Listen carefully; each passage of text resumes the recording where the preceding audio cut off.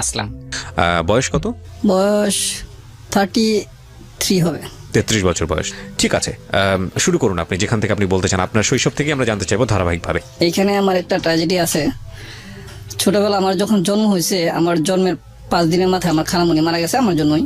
আপনার জন্য? জি, এটা হয়েছে আমার আম্মু যখন আগের দিন রাত্রে পেইন হয়েছে। জি। তো সারা রাত এভাবে থাকা অবস্থা আমাদের নানুদের বাসায়। পরে ময়মনসিংহ মেডিকেলে আস্তে আস্তে আপনার 11টার দিকে আনা হয়েছে। জি। যেখানে 5-7 মিনিটের জায়গা আর কি, এখানে 1 ঘন্টা সময় লাগছে ফেরিয়ে আসতে আর কি। ওকে। তো আনার পরে এখানে এমন একটা অবস্থা, এমন একটা সিচুয়েশন হয়েছে, আমার আব্বু আসে নাই। আব্বু না আসাতে আমার নানু আসছে আমার মামুনির সাথে।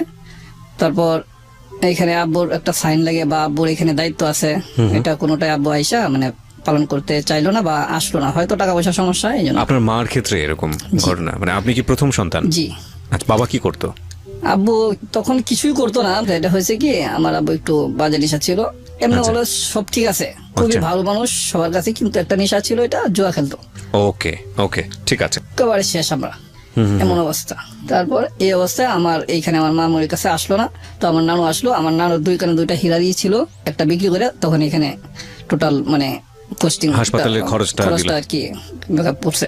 তো এখানে আমার জন্মের সময় দেখেন, আমি এখন এত বড় এত এই অবস্থায় আমার বেশি থাকার কথা না। প্রথমে আমার যখন ডাক্তারে বলছে অনেক টাকার ব্যাপার বলছে, তখন সাথে ছিল আর কি টাকাটা। আচ্ছা। নানু এমনিতে আসছিল। তো যখন ডাক্তার বলতেছে যে সিজার করলে এত টাকা খরচ হবে, জি, এত টাকা আমার কাছে নাই। তাহলে নরমাল ডেলিভারি? আবার নানুই বলতেছে যেভাবে হোক নর্মাল করতে হবে। আচ্ছা। তারপর ডাক্তার বলতেছে এটা নর্মাল সম্ভব না। ওহো। পরে নানু বলতেছে আমি আমার মেয়েকে চাই, যেহেতু বাচ্চা বা ওর স্বামী আসতেছে না, ওর খোঁজ খবর নিতেছে না, খরচ বিষয়ে কোনো চিন্তা করতেছে না, মানে আসতেছে না টোটালি, সেহেতু আমি আমার মেয়েকে চাই। মেয়ে হয়ে থাকলে ছেলে হোক আর মেয়ে হোক সন্তান হবেই, এরকম ভাবে নানু আর কি বললো। এটা পরে আর কি আমি শুনতে পারলাম ওনাদের কাছ থেকেই। তো এই অবস্থা ডাক্তার পরে দেখলো যে না, এটাই করতে হয়, এখানে টাকা এখন নাই, যেহেতু এটাই করতে হয়, মানে এটাই সাইন করছে আর কি পেপারসে, এটাতেই। পরে ডাক্তাররা চেষ্টা করে কিন্তু আবার নর্মালি আমাকে মানে স্বাভাবিক হয়েছি। যাই হোক, আপনি শেষ পর্যন্ত নর্মালি হয়েছে হয়েছে আর কি। হ্যাঁ। হওয়ার পরে আমাদের সবার যারা আত্মীয় স্বজন আছে, আমি নানুদের মাঝে, নানুদের এবং খালামণিদের মাঝে, মামাদের মাঝেও আমি সবার বড়, মানে নাতিনের ভিতরে কি, নানুদের নাতিন ছেলেদের ভিতরে। তো আবার মেয়েদের ভিতরে আমার যে খালামণি আমার জন্য মারা গেছে, ওর একটা বাচ্চা 1.5 মাসের রাইখা মারা গেছে, আমার 1.5 মাসের বড়। তখন সবার আত্মীয় স্বজন যখন জানা হইলো, তখন সবাই আসলো হাসপাতালে একবার করে দেখার জন্য। দেখে আসলো সবাই, দেখে দেখে চলে গেল। খালামণি মার সাথে থেকে গেল। মা এখানে মনে 2 দিন ছিল। 2 দিন থাকার পর মার সাথে একবার নানু বাড়ি চলে গেছে।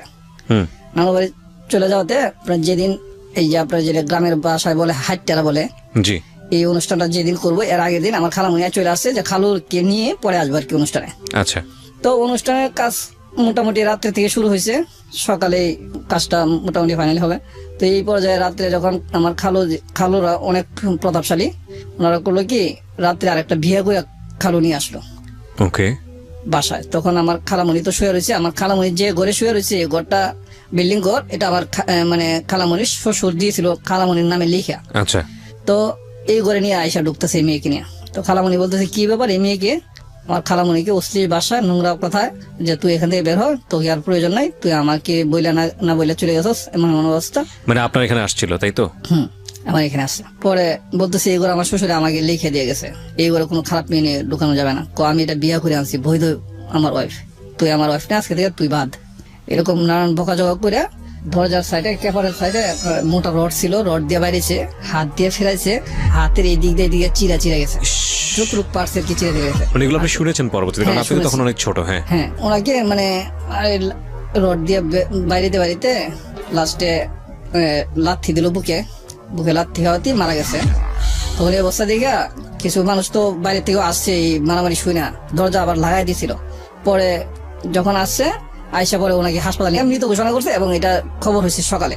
তো এক ট্রাক ড্রাইভার আমাদের নানাকে চিনে বা মামাদেরকেও চিনে, যার বলে এই ট্রাক ড্রাইভার এদিকে আসার সময় এই হই হুল্লা শুনতেছে, নিজেরা আলোচনা করতেছে। আর এক ট্রাক ড্রাইভার বলতেছে যে এরকম তালে এসপির বউ এবার তালে এসপি মারা লেছে। এসপি ছিল না, ওনার মানে এত পাওয়ার, এই জন্য এসপি বলতো সবাই, এসপি নামে পরিচিত। মানে উনি খুব প্রভাবশালী ছিল বলে হ্যাঁ। এসপি নামে সবাই বলতো জি। নাকি? আচ্ছা, আসল নাম হইলো তালে। তালেব। ওকে। যখন এই ট্রাক ড্রাইভার শুনলো, শুনে তো বললো হ্যাঁ সুলতান ব্যাপারী তো অমুকের মেয়ে, তাহলে চালু করে আসছে। আইসারা বলছে, তখন আমাকে নিয়ে এদিকে মানে যে হাইটটা যেটা বলে আর কি, এটার প্রসেস চলতেছে। আমার আম্মু বললো আমার মামার যে কোটাটা, এই কোটাতে আমার শুয়ে রেখা ওই টুকটাক কাজ আম্মু করতেছে। তা আমি যে এখানে শুয়ে আছি, যখন এই ঘটনা শোনার পরে আমি আছি কি নাই, কারো কোনো মানে হুঁশ নাই। হুঁশ নাই, মানে জ্ঞান নাই। সবাই এক চিল্লি এক দৌড়, বাসার গেট তালা মাইয়া। আমি যে রয়েছি বাসায়, এটা কিন্তু কারো খবর নাই। একবার মৃত্যু রাতে কিন্তু আমি বেঁচে গেলাম আপনার জন্মের সময়। আবার এখানে দেখেন 24 ঘন্টা আমি কিন্তু উপোস, এই শিশু বাচ্চা 5 দিনের। আচ্ছা, আমার খোঁজ খবর কেউ নাই। মানে এই 24 ঘন্টা আপনি তালাবদ্ধ অবস্থায় হ্যাঁ, ছিলেন? তালাবদ্ধ অবস্থা। মানে আমার কেউ অজ্ঞান হইতেছে, কেউ লাশের কাছে হইতেছে, মানে লাশ তো আনতে দিতেছে না, এখানে মামলা, অনেক ঝামেলা। যার আচ্ছা। ফলে টোটাল 24 ঘন্টা চলে গেছে। আম্মু বললো যে 24টা ঘন্টা চলে গেছে। আগের দিন সকালে গেছি, পরের দিন সকালে আমরা আইসা তোরে পাইছি, তাও খাটের নিচে। Very strange. ওকে। পরে এই অবস্থা, আমার খালামণিকে তো হারাইলাম এখানে। তারপর আমার আস্তে আস্তে বড় হইতে লাগলাম। আমাকে নানু এইসব বললো। নানুই প্রথম আমাকে বলছে একদিন, যেদিন আমি এর আগে জানতাম না, যখন আমি তখন ছোট, হঠাৎ করে নানু বলতেছে, আমি দুষ্টামি করতাম খুব প্রচুর, আমি আমার ছেলেটার মতো কিন্তু আমি দুষ্টামি করতাম। প্রথম বলার পরে আমি আম্মুর কাছে জিজ্ঞেস করলাম, আম্মু বললো। পরে আমার খালামণির কবরে তখনই প্রথম ছোটবেলা আমি যাই জিয়ারত করি, এবং আমি খালামণির জন্য কান্নাকাটি করি প্রথম জানার পরে আমি মনে মনে একটা প্রতিজ্ঞা নিয়ে আমাকে ভবিষ্যৎ কিছু একটা করতে হবে। এই পরিক্রমা এদিকে করলো কি, আব্বু নিয়মিত জমি বিক্রি করতেছে। এই জুয়া খেলতে গিয়ে? হ্যাঁ, জুয়া খেলতে গেছে আর জমি বিক্রি করতেছে। আমাদের এখানে 10% এক কাঠা জমি, 80 কাঠা জমি আপনার ইয়ার সাইটে, মানে একটা বাঁধের সাইটের দিকে বিক্রি করছে। এটা এখন নর্মালি 5 লাখ টাকা কাঠা। ওরে বাবা। আর কি এটা আপনার বিক্রি করছে যখন, তখন আমার বয়স 11-12 হবে। আচ্ছা। তখন 80 কাঠার মতো আর কি, 10% এক কাঠা। তখন 6,000 টাকা কাঠা বিক্রি করছে। মানে খেলাতে বসে দেখা 10 কাঠা 12 কাঠা বিক্রি করতো খেলাতে বসেই। যারা প্রভাবশালী ছিল তারা সাথে থাকতো ওই সময়, তখনকার যুগে। স্ট্যান্ড বাই নিয়ে নিত। হ্যাঁ, তখন টাকা দিত। আর আব্বু সলিড মানুষ ছিল তো, এমনি যেটা বলতো এটা হইতো। জবান মানে জবান। হ্যাঁ, জমি আছে বাপের, মানে অনেক জমি। তারা 4 ভাই, আমার বাপ ছাড়া একটা বোন। সবার অবস্থা একই। আমার যে মাস্টার চাচা আছে, হেডমাস্টার ছিল, ওনার অবস্থাটা ভালো, কিন্তু ভালো কেমন, উনি এত সহজ সরল মানুষ, এখনকার যুগে থাকা ঠিক না। উনি জমি বিক্রি করে খাবে, কোনো ছাত্রকে টিউশনি পড়াবে না, প্রাইভেট পড়াবে না, কোচিং পড়াবে না, নিয়মিত স্কুলে শিক্ষকতা করে গেছে, যা বেতন পাইছে তা দিয়ে চলছে। এখন রিটায়ার্ড হয়েছে, এখন জমি বিক্রি করে চলতেছে। মানে সবাই শুধু জমি বিক্রি করে? হ্যাঁ। মানে আপনার দাদার কাছ থেকে এত জমি পাইছে? হ্যাঁ, জমি পাইছে। বাহ। এখন হয়েছে কি, আবার আমার মাস্টার যেটা, 3টা মেয়ে 1টা ছেলে, প্রত্যেকটা আবার একটা অনার্স আর একটা ডিগ্রি করতেছে, আর একটা ইন্টার পড়তেছে। তো এরকম করে জমি কিন্তু আমাদের টোটালি এক সাইড হয়ে গেছে। এখন যেটুক আছে আমরা চলতে পারি। এখন এই পরিবেশে আমি হইলাম কি, যখন দেখতেছি জমি বিক্রি করতেছে, আমার পড়াশোনাটার চাপটা বা হয়ে গেছে, মানে ডিল হয়ে গেছে, পড়াশোনা দিকে আর মন ঢুকতেছে না। আম্মার কষ্ট, আম্মাকে মারে, দান দুন যাই হয় সব বিক্রি করে বস্তা পরে, আম্মু না করে আম্মুকে মারে। এই বস্তা করে মানে সংসারে এত একটা অশান্তি, মানে ঝগড়াই, সবসময় নিয়মিত ঝগড়া। এই অবস্থা দিকে আমি একদিন করলাম কি, ছোট তখন ক্লাস 7-এ পড়ি, তখন আমার মামার সাথে আমি ঢাকা চলে আসি। আচ্ছা। উনি ঢাকাতে একটা দোকান করে, ওনার সাথে থাকার জন্য মানে যাই দেয় আমাকে, আমার মা অন্তত চলতে পারবো এভাবে নানু বইলে আমাকে দিয়ে দিছে। পরে এখানে কয়েক মাস ছিলাম, রোজার মাস ছিল তখন, রোজার মাস ছিলাম, রোজার পরে ঈদে যে গেছি, পরে আবার যা স্কুলে ভর্তি হয়েছি, আবার পড়লাম 2 বছর। এরপরে কিন্তু আর পড়ি নাই, লাস্ট যা মেট্রিক পরীক্ষা দিয়েছি শুধু ভর্তি হয়ে। এরপরে আসছি আপনার আইসা প্লাস্টিক কারখানায় ঢুকছি। এখানে বেতনটা ভালো, টাকা পয়সার এমন ভালো যে সংসার চালাইতে পারবো। এই অবস্থা করে আমি টাকা কামাই করি। তখন থেকেই আমি যেখানে ছিলাম ইসলামবাগ কামালবাগ, ওইখানে 20,000 টাকা শতাংশ জমি আমি তখন পাইছি। আচ্ছা, ইসলামবাগ কামালবাগে? জি। ওরে বাবা। 4,000-5,000 টাকা মাস আমার থাকতো তখন। কিন্তু ওই যে টাকা বাড়িতে বাড়াইছি, বাবা আমার কষ্ট। বাবা এমনি খুব ভালো ছিল, ঝড়া খেলতো ঠিক আছে, কিন্তু আমি মানে এতটুকু কঠোর হইতে পারি না যে বাবাকে না দিয়ে থাকতে পারি নাই, ঝাঁকা মারছি তাই দিয়ে দিছি। তো ওইদিকে আমি কিছুই করতে পারলাম না। লাস্ট বাড়িতে যাই, এই অবস্থা, ঝগড়াঝাটি। পরে যখন এখানে থাকতেছি প্লাস্টিক কোম্পানিতে, থাকতে এক সময় ওনাদের তো যা দিতে আসি, যখন যাই বাড়িতে এত ঝগড়া, এইগুলি ঝগড়া শুনতে মানে মাথা যেন আমার কাজ করে না, আমি চাই একটু শান্তি।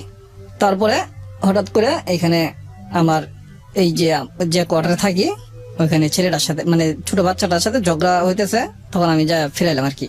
ফিরে বললাম কি বাবু বাবু তোমরা এভাবে ঝগড়া করতেছো কেন?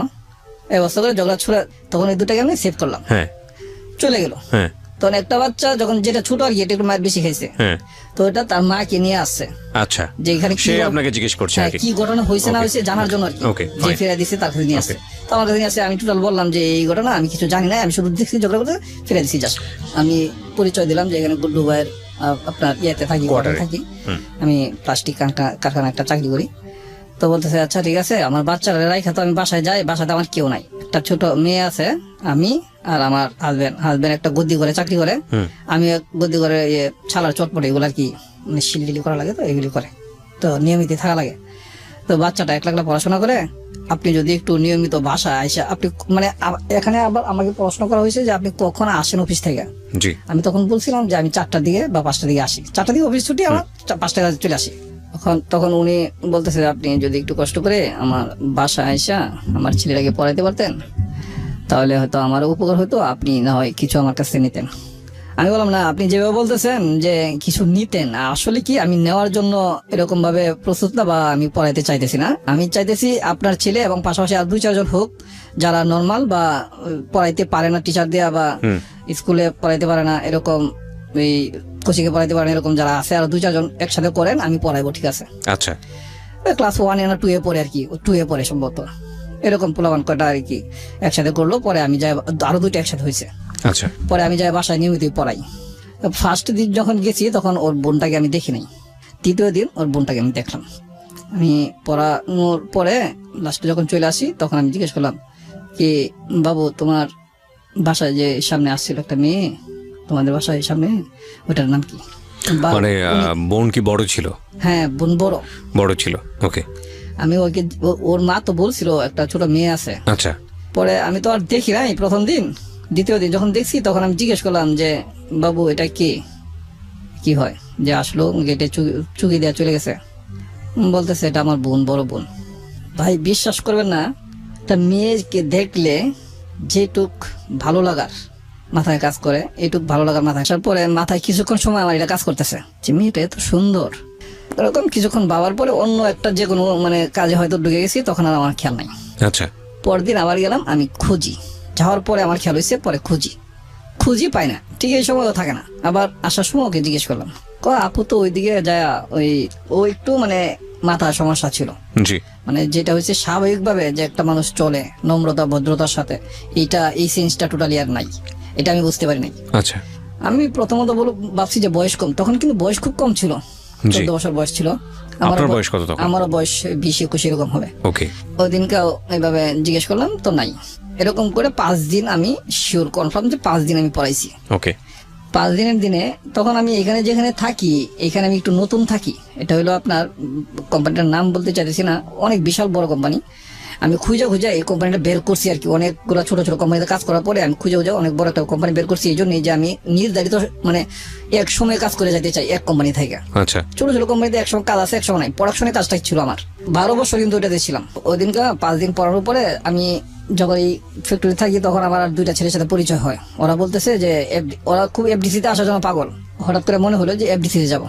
ওই দিন বিকেলে যখন বের হয়েছি, 5টা 5:30 দিকে বের হয়েছি, বাচ্চাকে পড়ায় বের হয়ে সোজা আস্তে আস্তে চলে আসছি।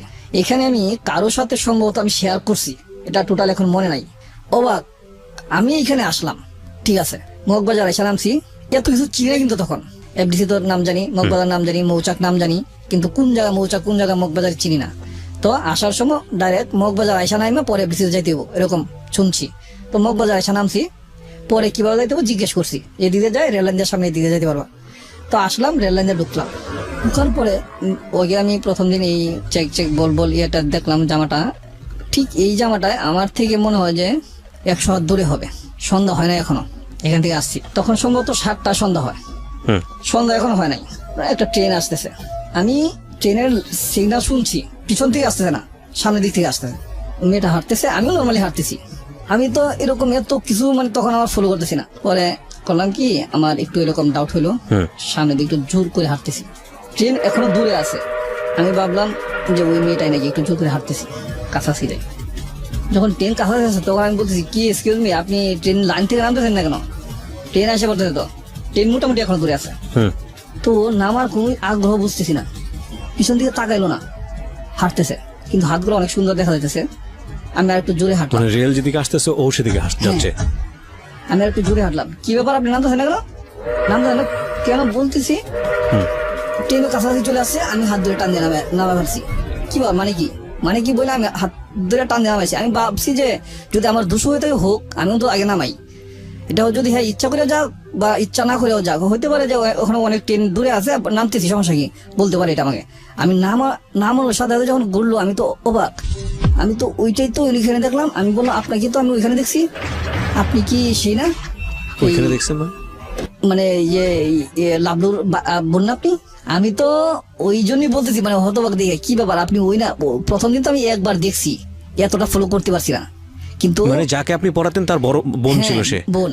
আপনারা একটু জাস্ট শোনা শুরু করেছেন, আপনাদের সবাইকে আমি রিকোয়েস্ট করব, যেহেতু অনেকেই এই গল্পটা শুনে সেহরি খেয়ে ঘুমোতে যাবেন, আমি জানি যে এটা অনেকটা কষ্টকর অনেকের জন্য জেগে থাকা, তারপরেও জেগে থাকবেন। This is one of the biggest story, এবং শুনলে বুঝতে পারবেন। ওকে, হ্যাঁ বলেন তারপর। যখন আমি এইভাবে দেখলাম, আমি নর্মালি সম্ভবত 20-25 সেকেন্ড সময় আমি কিছু বলতে পারি নাই, মানে হতবাক। এই জন্য আমি ফলো করতেছি কল্পনাতে যে ওই মেয়েটা যে দেখলাম ওই মেয়েটাই নাকি। আমার অনুভবে বলি, আমি 20-25 সেকেন্ড সময় আমি কিছু সেন্স ছিল না, ব্ল্যাঙ্ক ছিলেন একেবারে। সম্ভবত আমার এরকম মনে হয়েছে আর কি। ওকে, স্তব্ধ হয়েছিলাম। তো আমি তখন তৎক্ষণিক বললাম যে কি ব্যাপার, আপনি যে সেই মেয়ে লাবলুর বোন আপনি? কিছুক্ষণ চুপ রইলো, আবার জিজ্ঞেস করলাম, আবারও চুপ রইলো। থার্ডবার যখন জিজ্ঞেস করলাম তখন বলছে, হ্যাঁ। আপনি এখানে আমার টান দিয়ে ভাসাইলেন কেন? মানে আপনি কি আত্মহত্যা করতে চাইছিলেন আসলেই? কহ জি। আমি মানে আত্মহত্যা করবেন মানে সমস্যা কি? আর আপনি আজকে আমি এখানে আসলাম, হঠাৎ করে আপনি আমার সামনে আত্মহত্যা করতেছেন, এটা আবার কেমন কথা? এরকম অনেক ধরনের কথাবার্তা এখানে হয়েছে। আমি সবচেয়ে অবাক আর সবচেয়ে মর্মাহত যে আপনি কেন আত্মহত্যা করবেন, এবং আমার কাছাকাছি এবং আমার সামনে কেন?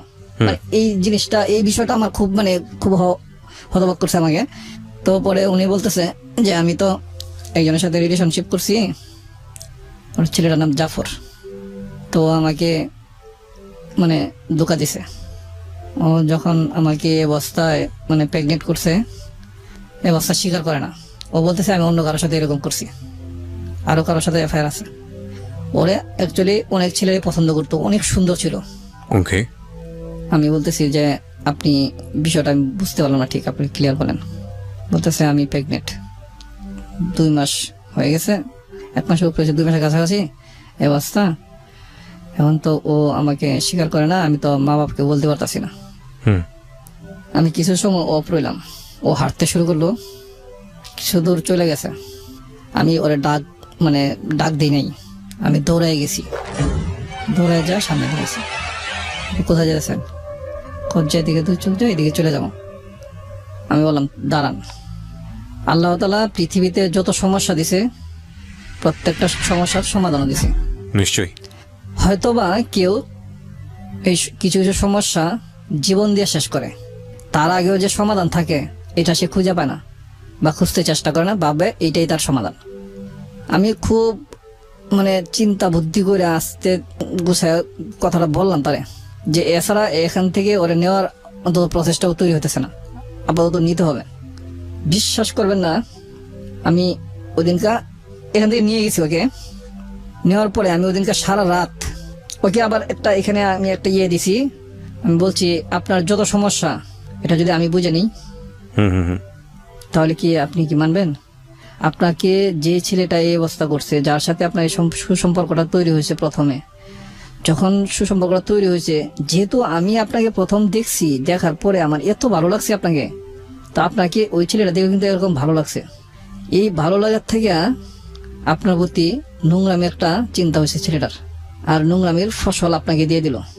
আপনি একবার চিন্তা করতে পারছেন যে আপনি কিভাবে ওকে চাইছেন আর ও আপনাকে কি দিল? এখন আমি আপনার কাছে একটা জিনিস একটা বিষয়ই ক্লিয়ার জানতে চাইবো, ওই ছেলেটার প্রতি কি আরো চিন্তাধারা আছে কিনা আপনার? ওকে কি আপনার জীবনে চাইবেন, বা ওকে কি আপনার জীবনে কখনো ফেরত পাইতে চাইবেন? যখন আপনাকে এটা স্বীকার করতেছে না, আপনাকে যেদিকে মন সেদিকে যাইতে বলছে, যা ইচ্ছা তাই করতে বলছে, এটা আমি কখনোই মেনে নিব না এভাবে বলছে, তো আপনি কি করবেন? ওই ছেলেকে আবার কখনো গ্রহণ করবেন? যদি আপনার মনের মাঝে ওই ছেলেটা থাকে তাহলে বলেন, আর যদি বলেন যে না এই অবস্থায় যে আমাকে গ্রহণ করছে না তাকে আমার প্রয়োজন নাই, আপনি দুইটার থেকে যে কোনো একটা সাইড নেন, হুম। তারপরে আমি আপনাকে একটা ডিসিশন দিব, এটা মনে হয় যে আপনার কাজে লাগবে। ওকে। পরে বলছে না ওর তো কাছে যাওয়ার তো আর কোনো সম্ভাবনা নাই, ও তো যেহেতু আমার এই অবস্থা করে এভাবে আমাকে ছাড়ে দিছে, ও কোনোভাবে আমাকে স্বীকার করতে রাজি না, সেহেতু ওর কাছে আমার যাওয়ার প্রশ্ন আসে না। আপনি খুব সুন্দর কথা বলছেন, আমি যদি এই বাচ্চা সহ আপনাকে চাই, আপনি কি আমার কাছে আসবেন? ও নর্মালি মাথা নিচু করে হাঁটতে শুরু করছে, যে দিক থেকে গিয়েছিল ব্যাগ এই দিকে হাঁটতে শুরু করছে, আর বলছে আসেন আপনি। আপনাকে বলতেছেন? জি। তখন আমি বিষয়টা দেখলাম যে মোটামুটি সফট বা নর্মাল হয়েছে। তখন আমি যখন হাঁটতেছি নানান অন্য বিষয়ে কথা বলতেছি, বলতে বলতে দেখি যে মোটামুটি নর্মাল, স্বাভাবিক হয়েছে। বাসায় নিয়ে আসলাম, নৌকা দিয়ে পার করে দিলাম। বাসা মানে কি ওর বাসা না আপনার বাসা? না, ওদের বাসাই। ওদের নৌকা বাসা। দিয়ে আমি পার করে দিলাম, আমার বাসা ওদের বাসা পাশাপাশি, হুম। বেশি দূর না। তা আমি ওকে পার করে দিলাম, আমি এদিকে থাকলাম। তাই কিছু সময় পরে আমি চলে গেলাম আবার জি। ওই পারে, নদীর ওই পারে। নদীর ওই পারে থাইকে এই পারে আসা সকালে বা রাত্রে অনেক টাফ, কিন্তু পুলিশ ঝামেলা, তারপরে তখন মনে হয় র্যাব হয়েছে নতুন, হুম। র্যাব ঝামেলা, তারপরে হয়েছে ফুটপাতের পোলাপান ঝামেলা। হুম। আল্লাহর রহমতে আমি কোনো কিছু ফেস করি নাই কোনোদিনে। 2 বছর যে ওই পারে রয়েছি কোনো কিছু ফেস করি নাই। ওরে রাইখা আমি আসলাম, বাসায় আসলাম। বাসায় আসার পরে আমি সারা রাত চিন্তা করলাম যে ও এটা কি বললাম আমি। আমার মা বাবা আছে, তারপরে আমার পরিজন আছে, আমার চাচা চাচারা আছে, অনেকে ঢাকা আসার সময় আমাকে বলছে দেখো আবার ঢাকার মেয়েদেরকে ধরে নিয়ে আইসো না। হুম। এই কথাটা মাথায় আমার কাজ করতেছে। তখন কি করলাম, এরকম একটা কথা দিলাম, আচ্ছা ঠিক আছে আবার তো মেয়েটা বাচ্চা আছে, আসছে দেখি পরে প্ল্যানে কি করা যায়। পরের দিন যখন পড়াইতে যাই নাই, আমি আমার অফিসেও যাই নাই, তারপরের দিন সকালবেলা ওর মা এসে হাজির। কি মাস্টার সাহেব আপনার কি কোনো সমস্যা, অসুখ টসুখ হয়েছে নাকি? আপনার বাসায়? হ্যাঁ, আমার কোয়ার্টারে ওই ছোট বাচ্চাটাই নিয়ে আসে। পরে আমি বলছি না অসুস্থ না, এমনিতেই মনটা একটু খারাপ, এই জন্যই। কালকে গেলেন না? বাবু বলতেছে স্যার আসে নাই, আজকে পড়ি নাই, তো আজকে তো যাবেন? আচ্ছা ঠিক আছে আজকে যাবো। চলে আসলো খালামণি, খালা ডাকতাম। পরে আসার সময় আবার ডাক দিলাম আমি, খালামণি একটু কথা ছিল আপনার সাথে। পরে ভাবছি টাকা পয়সার বিষয় নাকি, কিছু জিগামু বেতন টেতন এইসব কপড়ে বলেন। আসি না, যখন আসছে তখন আমি বলতেছি না ঠিক আছে আপনি চলে যান। পরে বলতেছেন না আপনি বলেন, টাকা পয়সার বিষয় কিছু বলবেন, আপনি যা চাইবেন তাই দিব। আমি বলছি খালামণি আমি এইটার কথা বলতেছি, আমি অন্য একটা বিষয় আপনার সাথে আলোচনা করবো, এটা আমার ব্যক্তিগত বিষয়, এটা আপনার সাথে আমি পরে এক সময় আলোচনা করবো। কত এখনই বলেন, এখন তো আমার সময় আছে, আর পরে যাবো কাজে। আমি না এখন না, আমি একটু মানসিকভাবে প্রস্তুত হয়ে নেই, পরে আপনাকে বলবো। পরে ঠিক পরের দিন পরের দিন সকালে আবার উনি নিজে আসলেন আমার এখানে। আসলে জিজ্ঞাসা করতেছে যে কি বাবা বলবা তুমি, তুমি জানি কি বলতে চাইছিলা? সে খালামণি আপনি একটা কথা বললে কথাটা কিভাবে নিবেন, খারাপ মনে করবেন নাকি নিজের ছেলে হিসেবে দেখা এটা বোঝার চেষ্টা করবেন? কি কইতে চাইতেছো তুমি? ওনাদের বাসাটা একটু মানে আর কি পুরান ঢাকায়। বলছি খালামণি আমি তো অনেক বড় একটা কথা বলতে চাইতেছি, যেটা অনেক বড় সমস্যা হয়ে গেছে। তো উনি মহিলাটা খুব কঠোর পরিশ্রমী ছিল, মানুষটা এত ভালো মানুষ ছিল। উনি এই কথাটা উনি আর আমি, এখন কি উনি কাউকে বলছে কিনা জানি না, উনি আর আমি এখন পর্যন্ত জানি, উনি আমি যতদিন ছিলাম ততদিন পর্যন্ত আর কাউকে বলে নাই উনি। আচ্ছা, তো আপনি কি করলেন ওই সময়টাতে? তখন আমি ওনাকে বললাম যে খালামণি এরকম একটা সমস্যা হয়েছে আপনার মেয়ের, আপনি কি জানেন? আমার দরজার সামনে এসে দাঁড়ায় আর পরে আমি বললাম যে খালামণি আপনার মেয়ে তো কোনো একটা ছেলের সাথে একটা বাজে সম্পর্কে জড়ায় গেছে, এটা কি আপনি জানেন? তখন কিছুটা মানে আজ পাইছে কোনো একটা ছেলের সাথে সম্পর্ক বা এরকম কিছু কথা মানুষ বলা বলি করছে, যার ফলে উনি চটজলদি এসে আমার সাথে বসছে। বাবা তুমি একটু পরিষ্কার করে বলো তো তুমি কি জানছো? খালামণি আপনি যদি কিছু না মনে করেন, যদি সহজভাবে নেন বিষয়টা, তাহলে কিন্তু আপনি সব শুনতে পারবেন। আর যদি এখনই রাগ করেন তাহলে কিন্তু অনেক দূর পর্যন্ত আপনি শুনতে পারবেন না, কারণ আপনাকে যতটুকু বলছি আর বেশি আমি এখন বলবো না। আমি দেখবো আপনার মেয়ের সাথে কি আচরণ করেন, আপনার মানসিক কতটুক ধৈর্য আছে, তারপর আমি বিস্তারিত বলবো। বাবা বলো সমস্যা নাই। আমি বলছি যে আপনি দেখেন এখন যেটুক বলছি এইটুকুই, আর এখন বলবো না, আপনি কালকে আসবেন, কালকে বাকিটুকু বলবো। তো উনি খুব জোর করে ধরছে যে না বলতে হবে, বাবা তুমি বলো, কোনো সমস্যা হবে না, আমি তোমাকে কথা দিলাম। ওকে। পরে আমি বললাম যে খালামণি, আপনি জাফর নামে একটা ছেলে আছে, চিনেন? চিনি তো। ওরা তো অবস্থা ভালো, এক বাপের এক ছেলে, ছেলেটা দেখতেও ভালোই আছে, একটু খাটো। আমি বলছি, ওই ছেলেটার সাথে আপনার কুট্টির সম্পর্ক, মানে ওরা ডাক নাম মানে কুট্টি, ওই ডাক তোর মা। হুম। তো এটা বাজে সম্পর্কে পরিণত হয়েছে। ওর সাথে মানে নোংরামিতে গেছে, বাচ্চা পেটে এখন না। আমরা বিরতি নেব প্রিয় শ্রোতা। এই পর্যায়ে একটা মার জন্যে তার সন্তানকে নিয়ে এই ধরনের কথা সহ্য করাটা কতটা কঠিন, এটা যার হয়েছে সেই জানে। তবে একটা কথা সবসময় আমরা বলি, জীবন নাটকের চেয়েও নাটকীয়। এবং কি আমি কথা দিছি যে এটার একটা সলিউশন আছে, এটা আচ্ছা। নিয়ে আমি তো এরকম হইতে পারে, কোনো একজন মানুষ এরকম একটা কিছুর দায়িত্ব নিতে পারে, সেটা আমিও নিতে পারি। আচ্ছা, আমার okay, কথাই বলছি, ক্লিয়ার। okay. আমি এখনো ভালোবাসে তাকে আমি টানতেছি, এরকম না। পরে আমি যখন শুনলাম ওর কাছ থেকে এই কথা, আমার পরবর্তীতে বারবার মনে হইলো যে এই মেয়ে অনেকের সাথে এরকম নোংরামি করছে, অভ্যাস আছে। আমার খুব রাগ হয়েছে এই কথাটা শুনে। আমি এখান থেকে ফিরে চলে আসি। তখন আমি ওর মার আগে ওর সাথে একটা ডেট করি, বলি দেখো আমি ওর কাছে গেছিলাম, ও তো আমাকে ভেবে বলছে। তখন ও আমার কাছে চলে গেল আগে।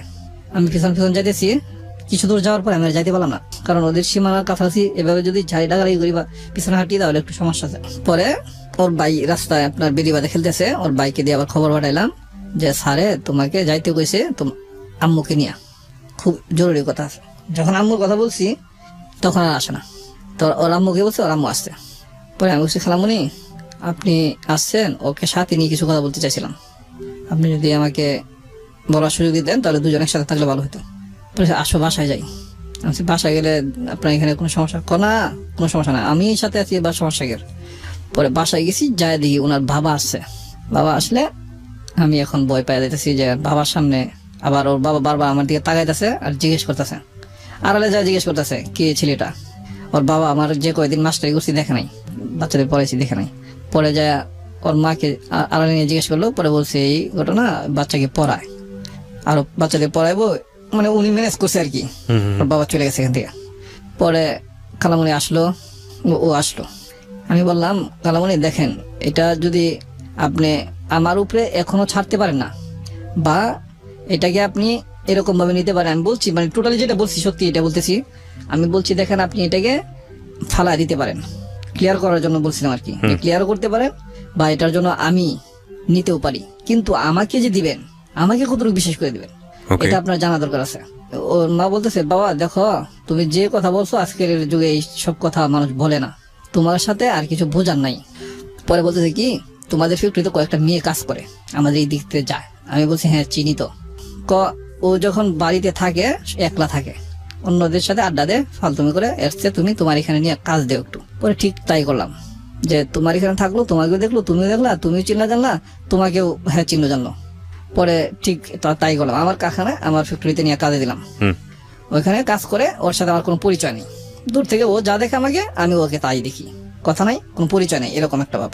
1 মাস হয়েছে, তখন তো ওইদিকে আগায় গেছে, বাচ্চা বড় হওয়ার ব্যাপার। বাচ্চার বড় ব্যাপার। পরে 1 মাস থাকার পরে এখানে একটু সুসম্পর্ক আমাদের দুজনের ভিতরে হয়ে গেল। এই 1 সপ্তাহ পরে থেকে কথাবার্তা চলে। তো ম্যানেজার 2জন ছিল, করিম ভাই, কবির ভাই মারা গেছে, আল্লাহ ওনাকে ভালো জায়গায় রাখুক।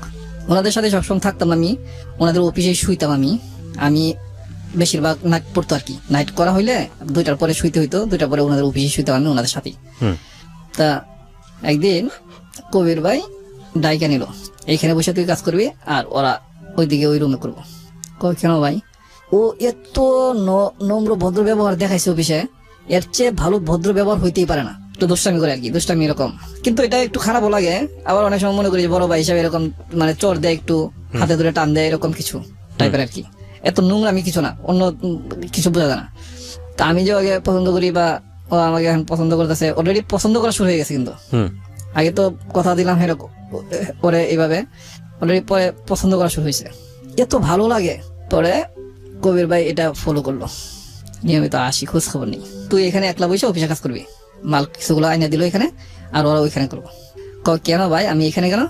তো উনি যা বললো আর কি এটাই, যে তুই ওদের চেয়ে সম্পূর্ণ আলাদা, সব দিকে আলাদা, তোর সাথে কথা বলার কেউ নাই, মানে তোর যে চেহারা সুন্দর, যে গেট আপ, এই গেট আপে তোর সাথে কথা বলার কোনো লোক নাই, একমাত্র আমার টার্গেট করছে আমি একটু ভালো পরিবেশে থাকতাম আর কি।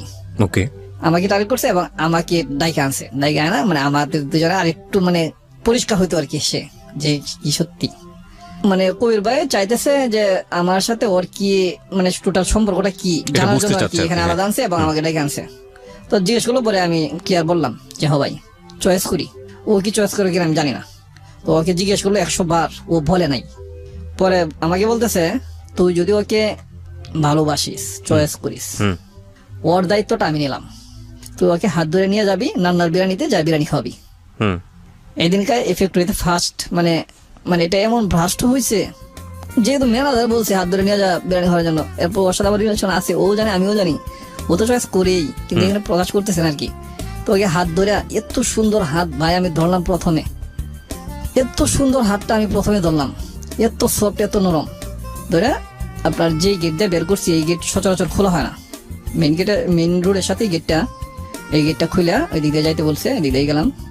তো আমরা অনেকদিন ধরে কাজ করি, তো এখানে আমরা সিনিয়র হয়ে গেছি, এদিক গেলাম। কবির ভাই বলছে যে এই দিক দিয়ে যা, ওই দিক দিয়ে ঘুরলে অনেকটা ঘুরে যাওয়া হইব। যায়া নানা বিরিয়ানিতে বসলাম, 2টা বিরিয়ানি নিলাম, আমারটা আমি নিলাম, ওরটা ওর দিলাম। ও আমার এখান থেকে যে কতটুকু ওর মুখে দিছি এটুকুই খাইলো। যেহেতু এভাবে দেওয়া নেওয়া হইতেছে, সেটাকে একটু প্রেমের দিকেই যাইতেছে, এটাই তো বোঝা যাবে। রাইট আমি টোটালি তখন আমার অন্তর থেকে ওরকে ভালোবাসতে শুরু করছি, ওর আকর্ষণ, ওর সৌন্দর্য দিকে আমার আকর্ষণ মানে লেগে গেছে আর কি আমার, যেটা সত্যি এটাই। ওকে আমি এখন চাইতেছি যে কোনো মুহূর্তে ওকে আমি খুব কাছে পাই, ওকে আমার এমন মনে হইতেছে। কিন্তু তারপরে আমি সময় নিতেছি মা বাবার দিকে মানে ফলো করে। পরে ওইখানে বিরিয়ানি ও খাইলই না ওরটার থেকে, আমারটা থেকে ওর একটু খাওয়াইলাম, আর বাকি কিছু আমি খেলাম, তারপরে আমারটাও রয়েছে। হুম আসার পরে যখন ফ্যাক্টরিতে সবাই জানাজানি হয়েছে, এখন মোটামুটি সবাই জানে। কবির ভাই আমাকে বলতেছে আমি এটা মানে ব্রাশটা করলাম এই জন্যই যাতে অন্য কেউ ডিস্টার্ব না করে, তুই চয়েস করস তোর মানুষটাকে যাতে অন্য কেউ ডিস্টার্ব না করে। অন্য কেউ হয়তো চাইবো আরো যারা মেয়েরা আছে অনেকে ডিস্টার্ব করে, অনেকেই মানে আপনার প্রপোজ করে হয়তো, বা কেউ সারা দিচ্ছে কেউ দিচ্ছে না এরকম। আবার কবির ভাই বলতেছে তোরটাকে কেউ সারা দেওয়ার মতো বা তোরটাকে কেউ প্রপোজ করার মতো সাহস কারো আছে আমার বোঝা যাইতেছে না, কারণ যে মানে সুন্দর জিনিস বা এরকম ভাবে হ্যাঁ বলতেছে আমি মানে বাংলা ভাষায় যেটা আগে বলে।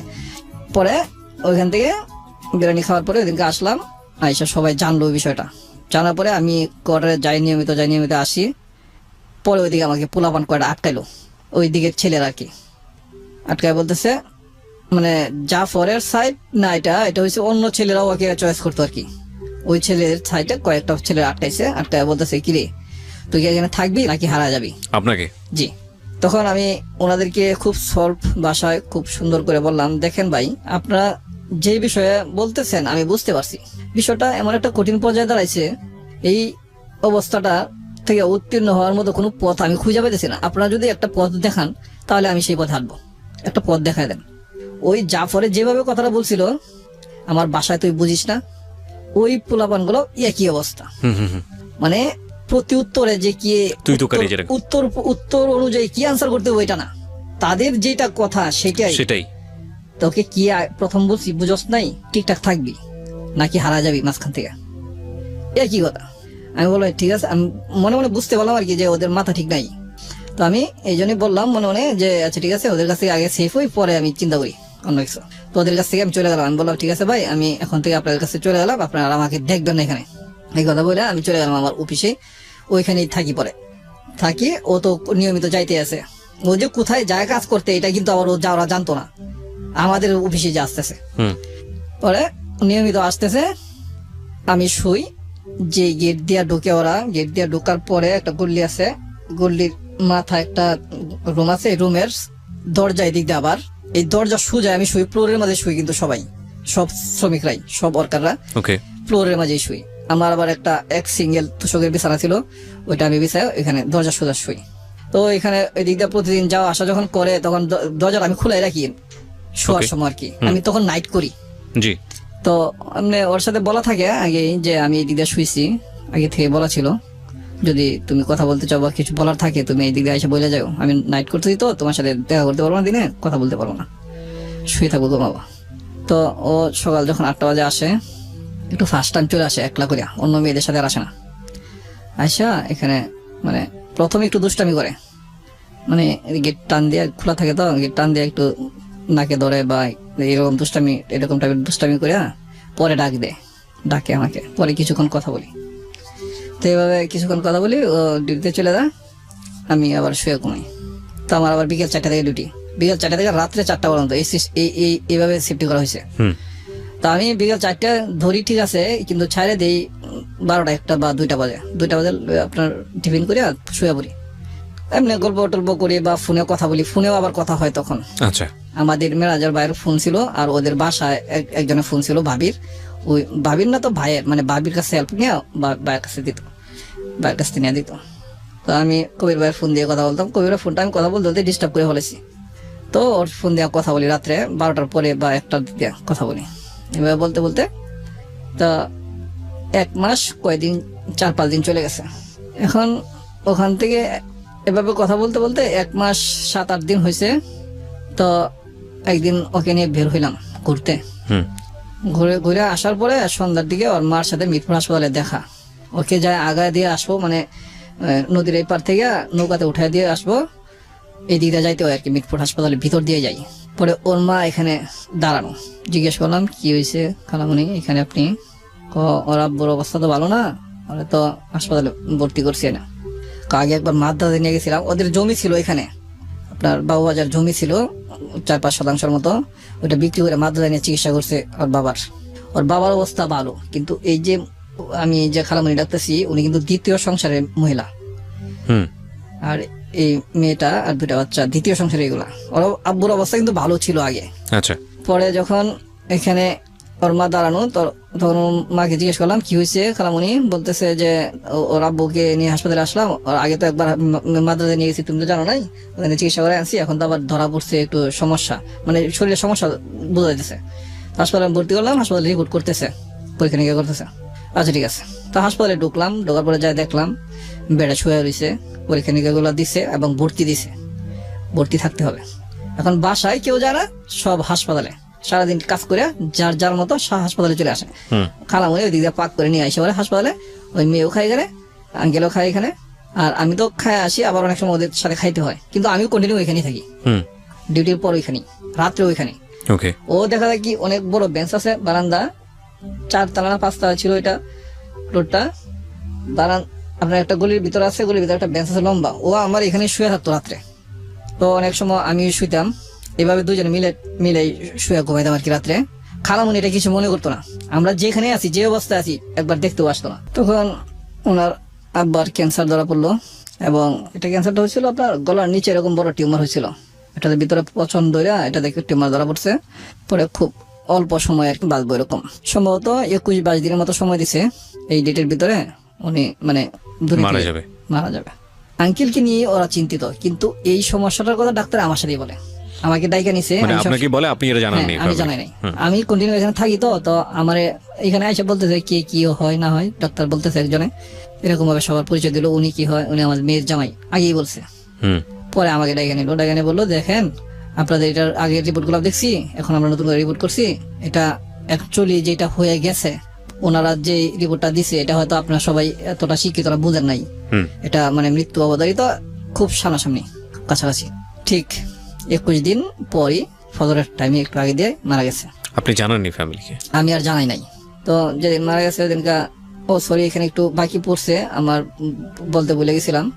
এটা হচ্ছে এখানে যেদিন রিলিজ দিয়ে দিব ওই দিনকার যখন আমি গেছি আমার ডিউটি শেষ করে, তখনকার উনি আমার হাত ধরে, আমি যাই দেখি 2টা বেড ছিল, একটা বেডে উনি শুয়ে আছে আর একটা বেডের দিকে খালি ছিল। তো উনি যখন শুয়ে আছে তখন কিন্তু কথা বলতে পারে। আবার আমি যখন গেছি তখন আমার আঙ্কেল বসে বসো, তখন খালামণি এই দিকে বসে ছিল, একটা বেডের এদিকে একটা বেড খালি ছিল, আর এই বেডটি এই সাইডে বসে ছিল আমার, মানে ওই শামসুন্নাহার বসে ছিল। তখন আমার খালামণি ওইটা জায়গা দিল বসার জন্য, আমি দাঁড়ায় এসেছি, আমাকে আঙ্কেল বলতেছে বসো বাবা বসো, তোমাকে আজকে একটা কথা বলবো। আমি কি বলবেন আঙ্কেল বলেন, আপনি তো প্রত্যেক দিনই কথা বলতেছে, এখন আবার আজকে একটা কথা কি বলবেন? পরে উনি আমার হাতটা ধরলেন, হাতটা এত ঠান্ডা, পরে বলতেছেন যে দেখো বাবা তুমি কে, তোমার বাড়ি কোথায়, চিনি না, তুমি আমার জন্য আমার মেয়ের জন্য যা করছো সব আমি শুনছি, তো আমার মেয়েটা ইতিম হয়ে যাইব, তুমি তো যদি মনে করো আমার মেয়েটা ইতিম, আমার ইতিম মেয়েটার জন্য তুমি সর্বোচ্চটুকু ত্যাগ যতটুকু দিতে পারো তুমি বাবা দিবা, যার জন্য কিবরিয়া ভাই আমি এত কষ্ট করছি। যখন এই কথা বলছে আমার চোখে দিয়ে পানি এমনিতে টলমল করতেছে। যখন উনি বলছে যে তুমি তো জানো ও এতিম, এই কথা কিন্তু বলছে, মানে আলটিমেটলি আপনি যে জানতেন বিষয়টা সেটা উনি জানতেন। উনি যাই না গেছে আমি কিভাবে, এই জন্যই আমি চোখে পানি পড়তেছে আমার বেশি। উনি কিভাবে বুঝলেন? ডাক্তার কিন্তু ওনার সাথে বলে নাই, কিন্তু ওনার মনেই ডাক দিছে। যেদিনকে রিলিজ দেবো এদিনকা এই ঘটনা, যেদিন রিলিজ দেবো এর আগের দিন এই ঘটনা। তো আমাকে বলতেছে তুমি তো জানো এতিম গেছে নাকি এতিম, এরকম ভাবে বলছে। তখন আমি ওজোরে কাঁদতেছি, কথা বলার সুযোগ পাইতেছি না। আমি বলতেছি কথা, কিন্তু আমি বলছি আপনি এভাবে কেন কথা বলতেছেন? বাবা তুমি ওকে দেখে রাখবা, আমি তোমাকে ওর হাতে দিলাম। ওর হাতটা ধরে আমার হাতে দিল, ও খুব সাদরে আমাকে এভাবে গ্রহণ করলো, ওর হাত আমার হাতে দিল। ও এতদিন আমার সাথে চলতেছে, হাসতেছে, খেলতেছে। কেমন চিন্তা করেন, এমন একটা পরিবেশ তৈরি হইলো এখানে। খুব আমি মানে যেটা মানে সর্বোচ্চ মানুষের মানবিক দৃষ্টিকোণ থেকে একটু বিন্দু পরিমাণ যদি থাকে মানবিক দৃষ্টিকোণ, সেটাই আমার জাগ্রত হয়েছে। প্রচুরটা আছে আমার, কিন্তু কিছুটাও যদি থাকে সেটাই জাগ্রত হয়েছে এখান থেকে। আর পিছু হাঁটার মতো জায়গা নেই।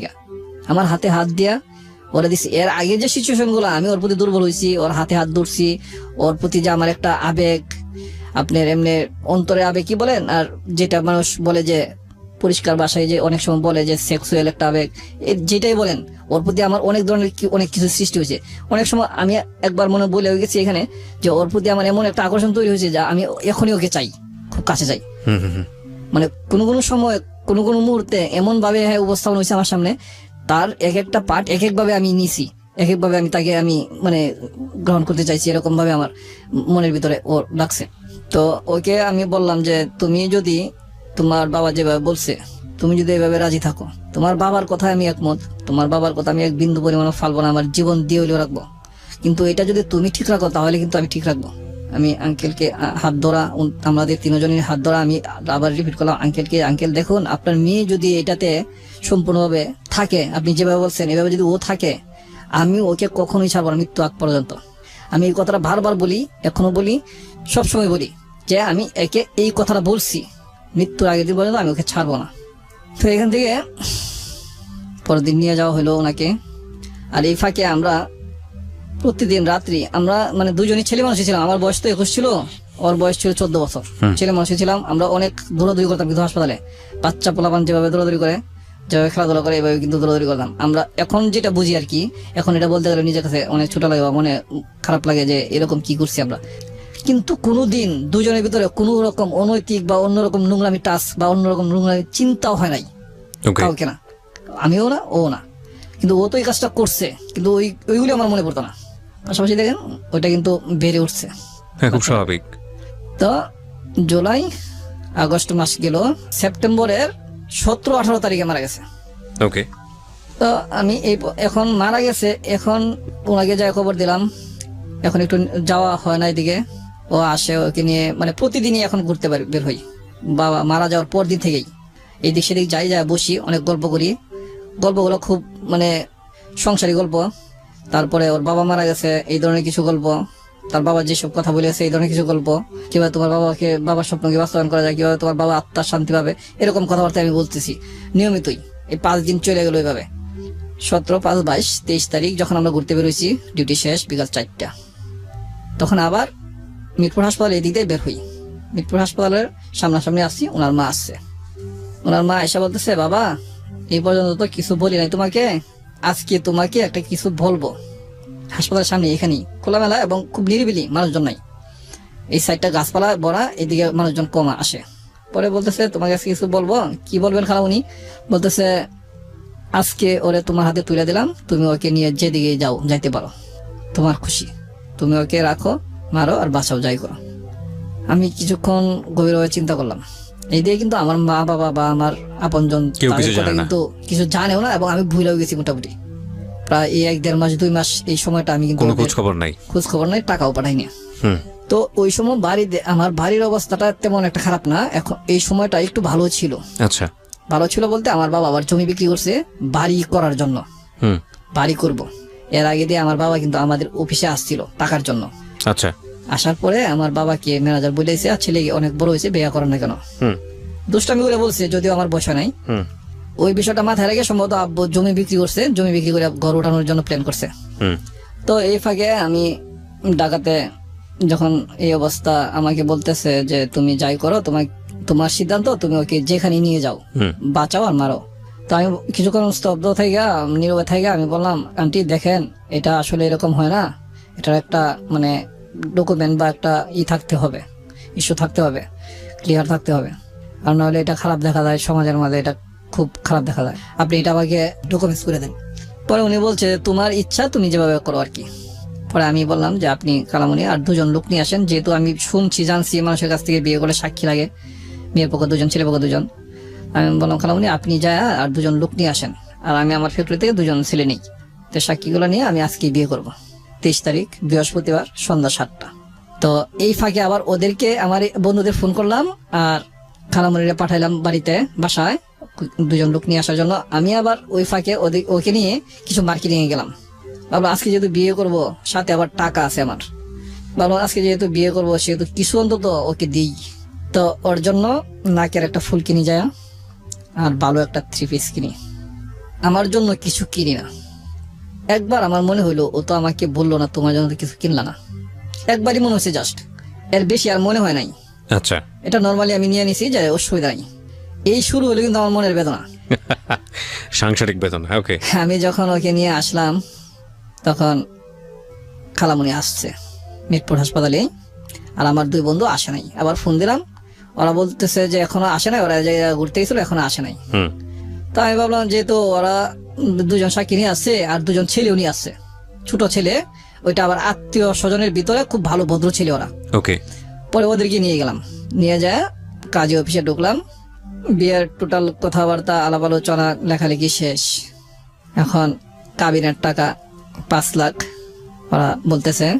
এখন আমি যে ড্রেস টুস কিনলাম, নাকের ফুল কিনলাম, এরপরে এত টাকা আমার কাছে নাই যে কাবিনের টাকার দেন মোহর যেটা ইটা যেটা উসুল। কোস্টিংটা যেটা আসে আর কি, এটা দেওয়ার মতো আমার কাছে নাই। ও আচ্ছা, কাবিনের টাকার যে ইয়েটা মানে কাজীকে দেওয়ার জন্য যেটা। হ্যাঁ। এই টাকাটা নাই আমার কাছে। 5 লাখ টাকা দিলেও আমার সমস্যা নাই, আমি বলতেছি। আচ্ছা। যদি এটার যে কোস্টিংটা আসে এটা যদি আপনারা দিতে পারেন 5 লাখ না আরো বেশি দেন, সমস্যা নাই আমার। আচ্ছা, এটা আপনি বলতেছেন? আমি বলতেছি ওদের এখানে আপনার চিকনি নামে একটা মেয়ে আছে, হুম। ওই মেয়েটা আপনার একটু বেশি বার্গেনিং করতেছে। হুম।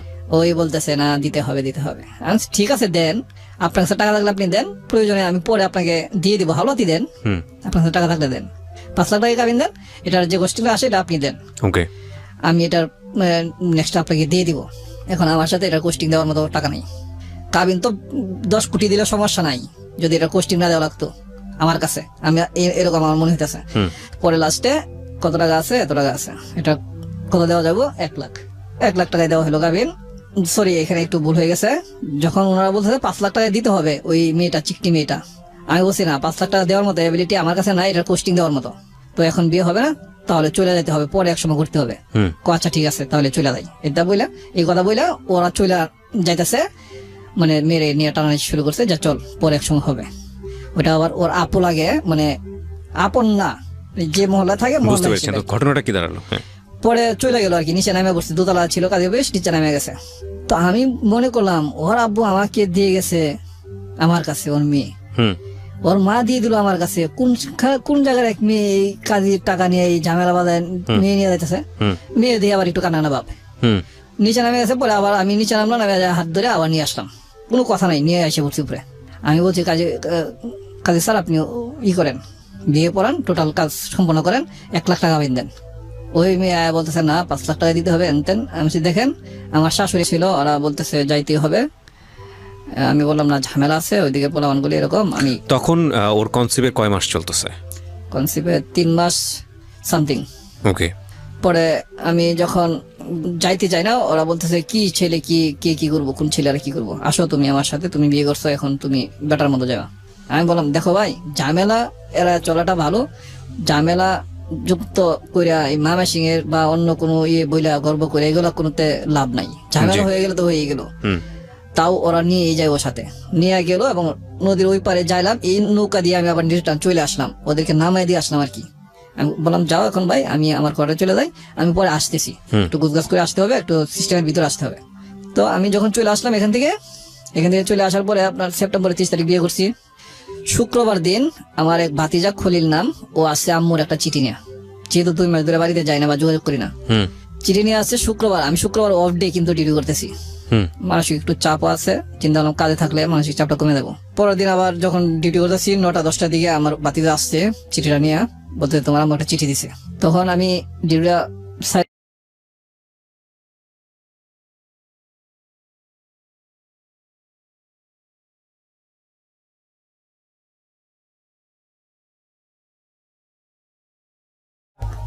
তখনকার মুহূর্তটা আমার জীবনে বলার মতো না। আমি যেন আমার মার মুখের কথা শুনতেছি, আমি পড়তেছি না। আমার কাছে এত খারাপ লাগলো, এত ব্যথায় ব্যথিত হইলাম আমি। পৃথিবীতে যদি সর্বশ্রেষ্ঠ কিছু থাকে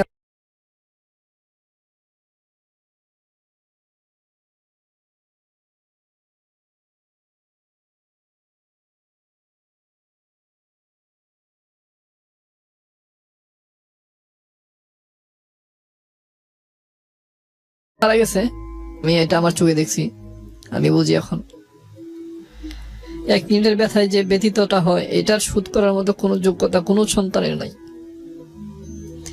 চিঠিটা পড়ার পরে আমি তখন এতটাই আমার মার প্রতি আবেগপ্লুপ্ত হয়েছি, হওয়ার পরে আমি এটাকে ভুলে গেছি সম্পূর্ণ। তখন আমার আম্মু এরকম ভাবে লিখলো যে তুমি এমন কিছু করো যেটা আমরা মানে মাইনে নিতে পারবো না।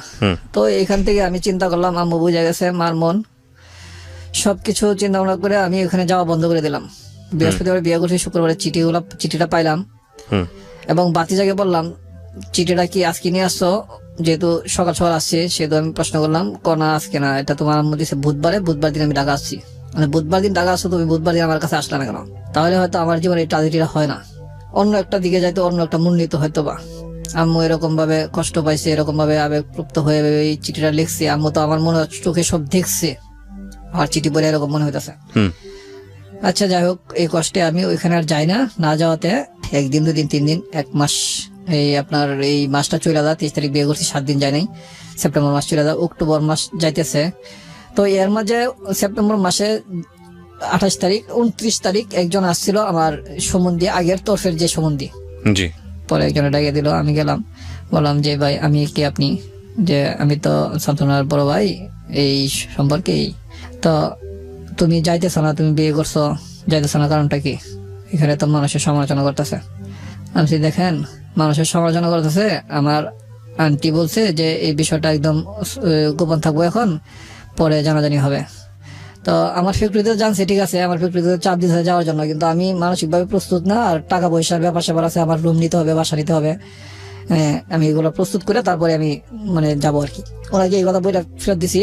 তারপর অক্টোবরের 3 তারিখে আবার আসলো, ওই যে 22 ছিল ওই ভাইয়ের ওয়াইফ আসছে, তারপর ছোট একটা শালা আসছে। ওনারা আসার পরে ওনাদেরকেও এইভাবে আমি মানে যাইতে বলছি, চলে গেছে। আমি এইভাবে বলছি যে আমার টাকা পয়সার সমস্যা, টাকা পয়সা ম্যানেজ করে একটু গুজগাছ হয়ে তারপর আমাকে যাইতে হবে, আমার ঘর নিতে হবে, বাসা নিতে হবে এবং এটাকে গুজগাছ করতে হবে, একটা সংসার করার জন্য যা লাগে আর কি। যেহেতু আমার বাড়িতে শোনাইছি না, সেহেতু আমার বাড়িতে এখন নিয়ে যাওয়া যাবে না, পরিস্থিতি মোকাবেলা করে তারপর নিতে হবে। আর যে ঝামেলাটা আছে, এই ঝামেলাটা এখনো 3 মাস প্লাস হয়েছে, এখনো তার ভাবিরা বা কেউ জানে না। মানে আপনার প্ল্যান কি ছিল, বাচ্চাটাকে রাখবেন নাকি নষ্ট করে ফেলবেন? বাচ্চাটাকে আমি রাখবো। আপনার প্ল্যান ছিল এটা, ওই পক্ষ থেকে প্ল্যান কি ছিল, মানে আপনার ওয়াইফের পক্ষ থেকে? ওরা, আমি তো প্রথমেই বলছি যে আমি কিন্তু এটা বলছিলাম যে বাচ্চাটাকে ফেলায় দেওয়ার জন্য। ওরা শেষমেশ আপনার অফারটাতে রাজি হয়েছে? আমি বলছি এটাও করতে পারেন, নয়তোবা আমাকে, আমি এটা মানে মাইনে নিতে রাজি আছি, এটা আমাকে দিয়ে মানে দিতে পারেন, সমস্যা নাই। আমি পরে ওনারা বলছে যে তুমি যেভাবে মনে করো, তুমি যেভাবে ভালো মনে করো। তো এইভাবে লাস্ট 15 তারিখ আমার ওয়াইফ, শাশুড়ি, আমার 2 বড় ভাইয়ের ওয়াইফ, 2 শালা, 2 সম্বন্ধী, মোটামুটি 9-10 জনের মতো ওরা সবাই আসছে।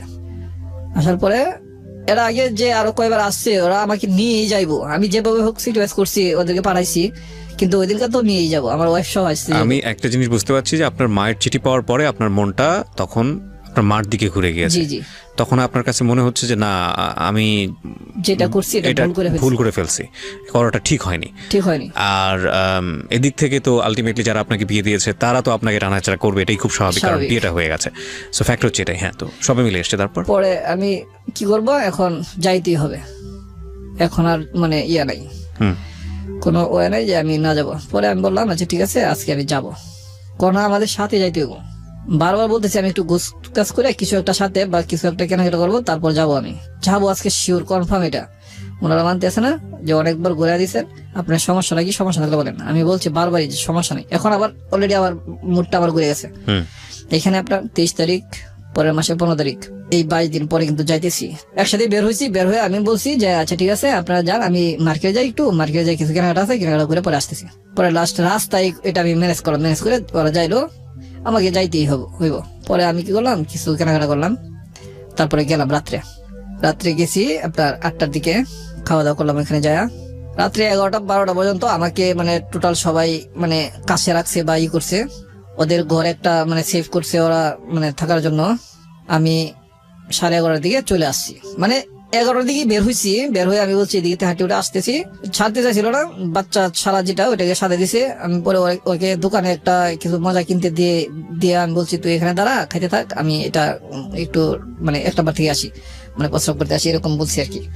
তো ও দাঁড়ায় রয়েছে, আমি চলে আসছি। পরে ওরা আমাকে খুঁজে আমার অফিসের নাম্বার কল দেয়। আমার তো তখন নিজের ফোন নাই, অফিসের নাম্বার ফোন দিলে আমাকে পাইছে। আমি বলছি দেখেন এখানে যে ঝামেলাটা আমি দেখছি, এক বাসায় নিচে উপরে বিছানা, এভাবে আমি থাকতে পারবো না, আপনাকে আমাকে ক্ষমা করবেন। আমি তো গেছি, আমার সম্পর্ক ঠিক আছে, সম্পর্ক থাকবো। আমি এটা মানে করতেছি, প্রসেস করতেছি রুম নেওয়ার জন্য, তারপরে আমি আসবো আবার। এটা তো আপনি আগে থেকেই জানতেন, কারণ তার সে বাসা আপনি পড়াতেন। হ্যাঁ জানতাম, এই জন্য তো যাই নাই, তারপরে তো আমাকে নিয়েছে এইভাবে। আচ্ছা। তো আমি চলে আসলাম। পরে ঠিক পরের দিন যাই আমি একটা রুম নিলাম, রুম নিলাম বলতে কি ওরাই একটা রুম ছাড়ে দিছে, মানে বিয়ের কতদিন পরের ঘটনা? বিয়ের 23 দিন পরের ঘটনা এটা। তখনও আপনাদের মধ্যে স্বামী স্ত্রী যে ব্যাপারটা, এগুলো সম্পর্ক কিছু হয়নি? হয় নাই। ওকে। পরে আপনার যখন পরের দিন আবার আমাকে ফোন করছে, আমি ডিউটি করতেছি, তখন আমার ফোন করছে, রুম একটা ম্যানেজ হয়েছে, মানে আমার শাশুড়ির রুমের সাথে রুম আরেকজন আসছিল, ওইটাকে মানে ম্যানেজার দিয়ে মানে এটা ক্লিয়ার করেছে, তাকে অন্য আরেক রুমে পাঠাইছে।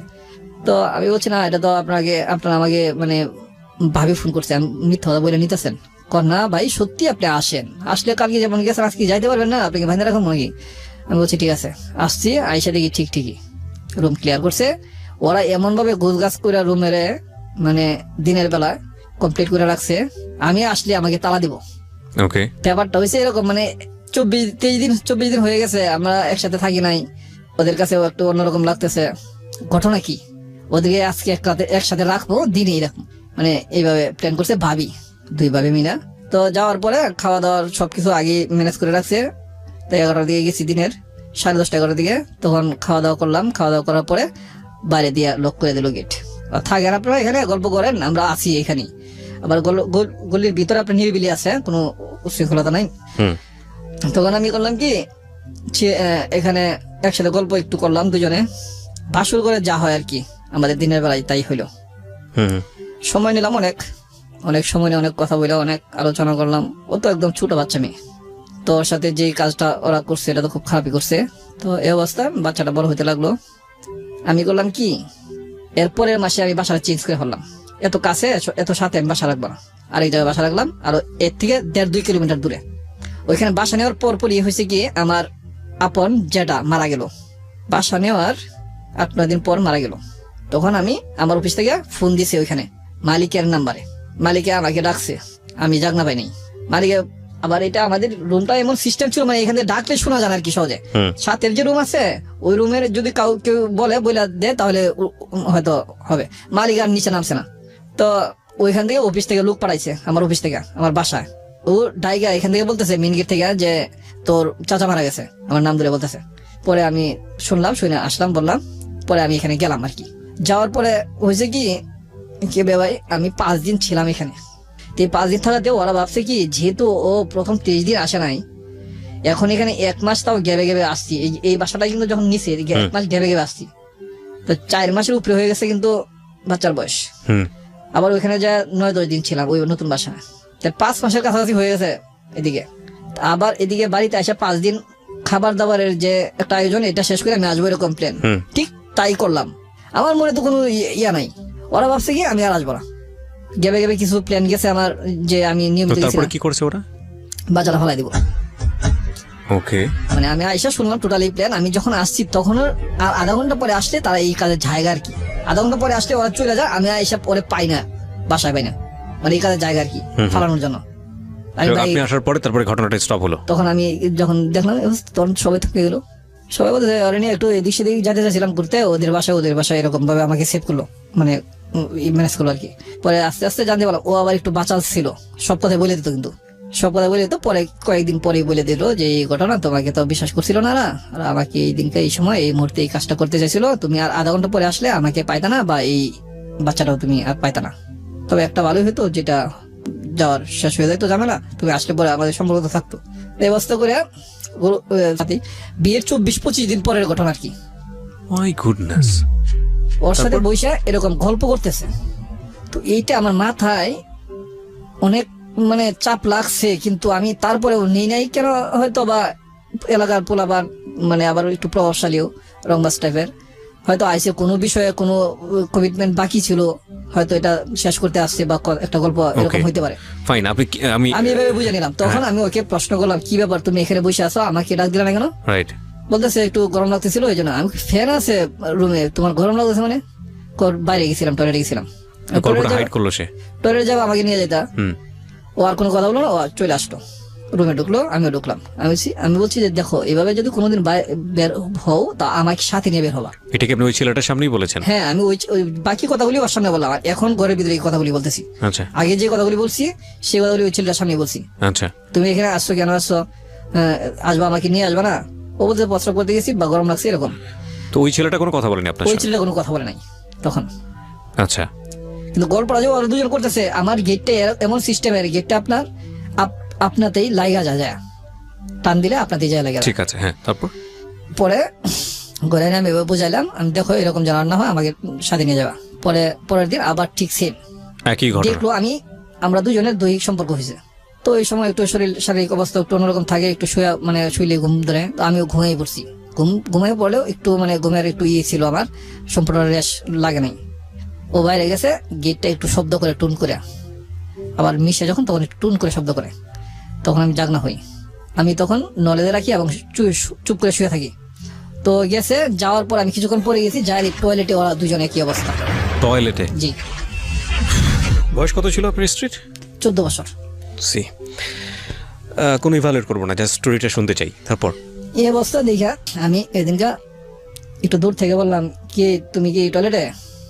মানে আমি তো দেখছি টোটাল এটা আকাশে খোলা, কোনো ছাদ নাই, মানে চতুর্দিকে পাকা করা, এদিকে ছালা দেওয়া, মানে ছালা চট ছালা আছে না, সত্যি চট এরকম ছালা দেওয়া। যখন এটা মানে ডাকনা রাখছে, ফাঁকা কিন্তু অনেকটাই দেখা যায় ভিতরে। যাক, আপনি দেখছেন এটা, আপনি আপনার মতো করে বলছেন। হ্যাঁ। তো পরে আমি মানে না দেখার বান ধরে আমি এদিকে দাঁড়ায় বললাম যে কি প্রস্রাব টয়লেট হয়েছে? তখন চালু চালু করে বের হয়ে আসছে। কি ব্যাপার, বলার সাথে বের হয়ে আসলা? চলো হয়ে গেছে। আমিও তো করবো। কত তুমি পুরুষটা যাও? আচ্ছা না, এখানে করে এখন তো আর পুরুষ নারীদের কোনো সমস্যা নেই। এই কথা বলতেছি আর ঢুকতেছি, আমার হাতে ধরে লাগছে। আমি ছালা টান দিলাম, দেখি ও দাঁড়ানো। মানে আমি কথা হইলো যেটা হোক, আমি ওকে করবো, ফেস করাবো যে আমি জানি জিনিসটা, জানাই দিই এরকম। এটা জানার পরেও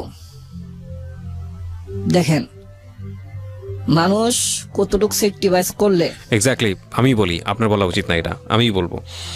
বিকজ এই ঘটনার পর আপনি বাড়ি গেছেন এবং বাড়ি থেকে আপনি আবার ফিরে এসছেন। আপনি পারফেক্ট টাইমে না আসলে, আধা ঘন্টার মধ্যে যদি দেরি করে আসতেন, তাহলে আপনার বাচ্চাটাকে, আপনার তো বাচ্চা আসলে তখন এটা মানে আপনার ওরসে না, কিন্তু লিগেলি যেটা মানুষ জানে, সেই বাচ্চাটাকে অ্যাবর্ট করে ফেলা হতো। বিষয়টা তো তাই, রাইট? এবং এই ঘটনার দ্বারা ওরা বুঝেছে, যেহেতু আপনি জিনিসটা জেনে গেছেন, সুতরাং ওদের মনের মধ্যে সন্দেহ তৈরি হয়েছে যে যেহেতু ছেলেটা জানে, সুতরাং ও আর ফিরবে না, বাড়ি থেকে আর ফিরবে না। এক্স্যাক্টলি। ওকে, তারপর কি হলো? এই অবস্থা কার মাথা ঠিক থাকবো বলেন? কারো মাথা ঠিক থাকাই উচিত না। তারপরেও আমি ওর বাবার কথা মনে করি শুধু। ওর বাবা হাতে হাত ধরে আমাকে বললো, এই মেয়েটা দিছি, মেয়েটা একটু তারসিরা টাইপের, মাথা একটু বেশি ভালো কাজ করে না, তুমি একটু বুঝায় শোনা রাখবা তোমার মতো করে। তখন চিন্তা করলাম, একবার এরকম একটা নোংরামি করে নোংরামির ফসলও নিয়ে বেড়াইতেছে, এটা নিয়ে যদি আমি মানে নিতে পারি, তাহলে এরকম ঘটনার কারণ নিতে পারবো না। এরকম কিছু একটা হয়েছে। সেলফ জাজমেন্টটা না কোন অনেক মানে কি লাখে একটা মানুষের পাওয়া যায়। মানুষ কিরকম কিছু পারে আমি জানি না। এরপরে আরো কিছু যে হয়েছে, এগুলো তো আরো অসম্ভব কিছু। তুই এত কিছুর পরে কিভাবে তুই ফোনে কথা বলো আর একটা ছেলের সাথে? আমার বাড়িতে নিয়ে আসছি, কিন্তু এরপরে আপনি বাড়িতে এসে পরিচয় করে দিলেন? আরেকটু ঘটনা আছে এখানে। জি। তো এই অবস্থা না, বাচ্চা হইলে পরে তো বাড়িতে নিছি। তো এই অবস্থা থাকতেছে আমি আবার বাসা চেঞ্জ করলাম। ওই এখান থেকে বাসা চেঞ্জ করলাম, বাসা নিয়ে গেলাম। এটা তো বাসা চেঞ্জ করার আগে কথা বললাম। বাসা চেঞ্জ করলাম, বাসা নিয়ে গেলাম। ওইখানে তো বাড়ি থেকে আইসা পরে এই ঘটনা। ওই বাসার থেকে আমার বাচ্চাটা হয়েছে। বাচ্চা হওয়ার পরে আমার শাশুড়ি বাসা থাকে। এদিকে আমার শ্বশুর মারা যাওয়াতে আমার শাশুড়ির বাসা ভাড়া হয়ে যাওয়া অনেক। এইগুলো দিকে আর যাইতে চাই না। এখানে অনেক ঝামেলা হয়েছে। এই টাকাগুলো আমি দিছি। দেখেন ভাই, অনেক টাকাগুলি বাইজা যায়। আর আমি এদিকে এত পরিশ্রম করছি। তখনকার সময়ে আপনার 1,000 2,000 টাকার উপরে অ্যাডভান্স দিত না কোনো ওয়ার্কারে। আমার 15,000 টাকা করে অ্যাডভান্স দিছে, 20,000 টাকা করে অ্যাডভান্স দিছে আমার মালিকে। আমার বাচ্চারা যখন সিজারে হয়েছে তখন আমি 20,000 টাকা অ্যাডভান্স নিছি এবং আরো টাকা ছিল আমার কাছে, এগুলো খরচ হয়েছে টোটালে। He is a good man. Good man এই কারণে বলছি, উনি লাইনটা বলেছে আমার বাচ্চাটা যখন এখানে, উনি সচেতন ছিলেন না। এবং ওনার মুখ থেকে আমি কিন্তু বছরের পর বছর মানুষের গল্প প্রচার করি এবং আমি জানি যে কে কোথায় মিথ্যা বলছে, কে কোথায় সত্য বলছে। এবং উনি যখন বললো যে আমার বাচ্চাটা, উনি খুব ইজিলি এখানে বলে ফেলতে বলতো ওর বাচ্চাটা, কিন্তু ওটাও বলেনি। উনি বাই হার্ট ফিল করেছে। এবং আজকের এই গল্পটার অন্য জায়গাতে, প্রিয় শ্রোতা, আমি একদম শেষ দিকে এসে আপনার কথাটা বলবো। আপনাদের গা শিউরে উঠবে। আমি বহুবার গা শিউরে উঠেছে আমার। আমি যাই একটু সামনের দিকে যাই, আমাদের হাতে সময় খুব অল্প আছে। হ্যাঁ, তখন বাচ্চাটা হইলো আমার এখানে, সিজারে হইলো। সিজারে হওয়াতে আমার এখানে প্রচুর টাকা গেছে।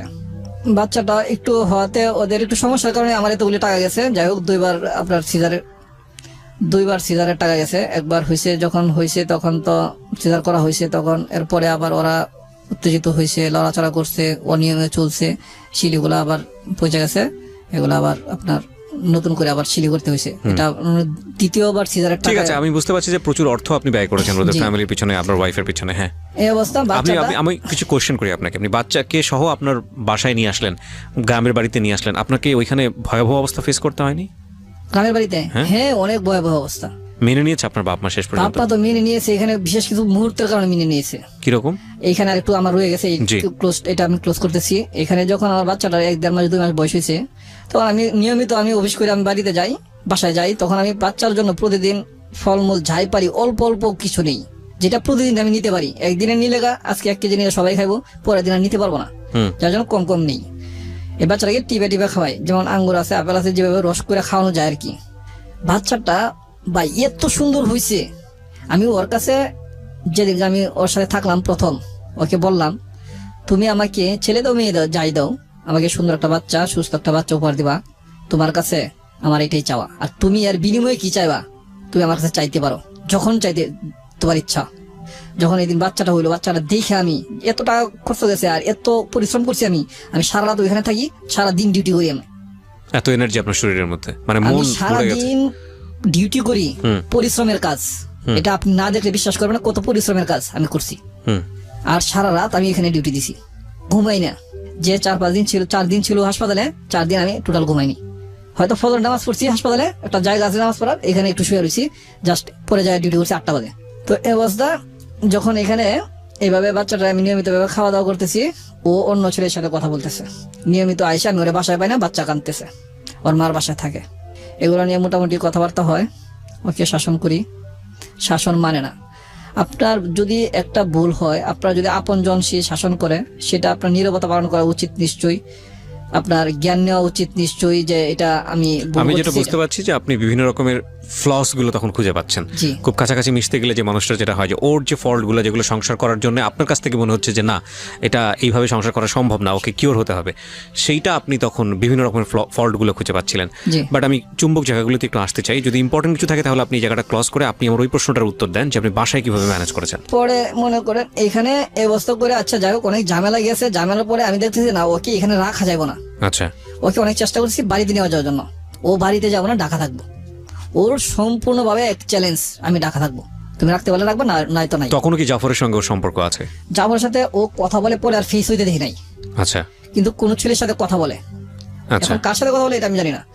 এর মধ্যে আবার কিছু দুর্ঘটনা ঘটছে, আমার আসা যাওয়াতে রাস্তা আমার আটকাইছে, আমার মারার চেষ্টা করছে, মারামারি হয়েছে, কিন্তু আমার সাথে পারে নাই। এটা মানে পোলাপান অল্প ছিল এবং ছোট ছিল, ওরা আমার সাথে পারে না। আমি মাইরটা কম খাইছি, মাইর এত বেশি খাই নাই, যেটা কোনো সমস্যা হয় না। মানে জাফরের কথা বলছেন? হ্যাঁ, ওদের গ্রুপ আর কি, ওরা মানে আটকাইছিল, অনেক ঝামেলা হয়েছে এদিকে আর কিছু রাত্রে আসা যাওয়ার ভিতরে।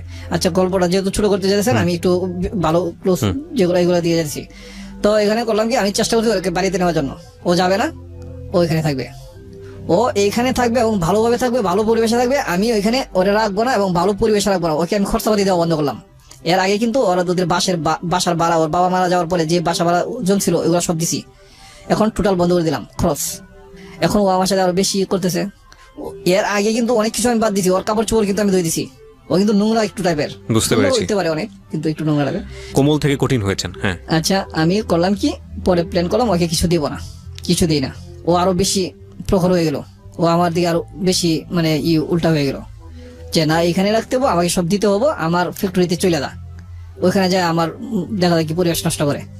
তো এই পর্যায়ে করলাম কি, একদিন বাসায় আসলাম, বাসায় আসা আমি বললাম দেখো তুমি যদি এখানে থাকো আমি রাখতে পারবো না, আমার এত কামাই নাই, কারণ আমার মা বাবাকেও দিতে হবে, তোমাকেও দিতে হবে বাসা ভাড়া, প্লাস সন্তান মানুষ করতে হবে, এত এবিলিটি আমার নাই, এত কামাই নেই আমার। যেটা আমার কামাই আছে বাড়িতে থাকলে তুমি খাইতে পারবো, মাও খাইতে পারবো, এবং আমার কিছু আয় থাকবো সন্তান মানুষ করার জন্য। তো করলাম কি, ওকে আমি বললাম যে চলো বাড়িতে চলে যাই, ও যাবে না।